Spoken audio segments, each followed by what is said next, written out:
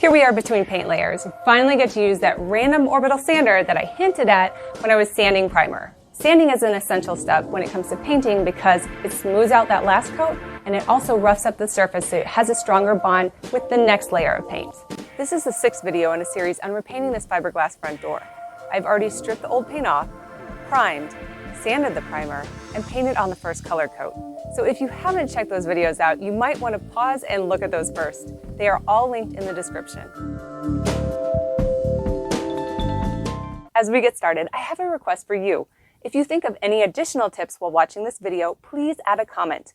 Or if this is a first for you, like it was for me, add the comment first and then come back and share your experience. We can all learn together. Also consider subscribing to support more videos like this. Your support helps me create weekly DIY videos which come out every Friday. This bad boy right here is a heavy-duty sander that will do some serious damage. So all you want to do is just ever so lightly just let the weight of the machine work for you. No applying any muscle on this step. Using a random orbital sander was by far the fastest part of refinishing this fiberglass front door, which is also directly related to how much fun it is too.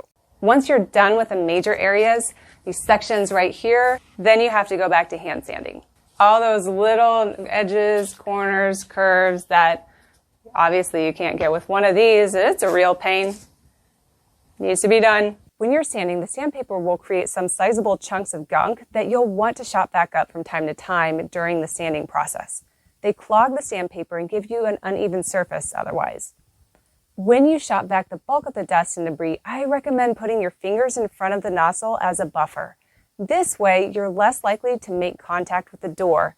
Creating a mark from the plastic nozzle on the fresh first layer of paint is no fun. After you've carefully cleaned off what you could with a shop vac, you'll want to go back over the door with a tack cloth. If you've never used one of these before, this is a cheesecloth with some linseed oil along with some other stuff that it's a very kind of tacky, waxy kind of feeling. It has a light scent, not overpowering, but this just cleans everything off. Then once you have everything cleared off, you go back and you sand one more time over any rough patches you might have found. Sanding paint is one of those mulligan steps too. When painting the first layer and during the subsequent drying phase, anything could get lodged in the paint or overlooked. Paint boogers, places where the paint is obviously thicker along an edge, or a bug flew into the attractive wet paint. This is your chance to smooth them all out. If you don't, the last layer of paint will only magnify the problem. Sanding also allows the wood grain you expose when stripping off the old paint to shine through again, rather than looking at brush strokes. With that last once over, you want to work in a controlled light environment. A sharp angle with a bright light will cast shadows so you can easily see those small imperfections. You can use a flashlight, a shop light like you see here, just to make those imperfections pop out. I already warned that a random orbital sander can easily do some damage, so it's probably obvious that sanding paint is a step best done when the door is laid horizontal. Pop the pins out of the hinges and lay it flat. Sawhorses are nice, but 5-gallon buckets will do too.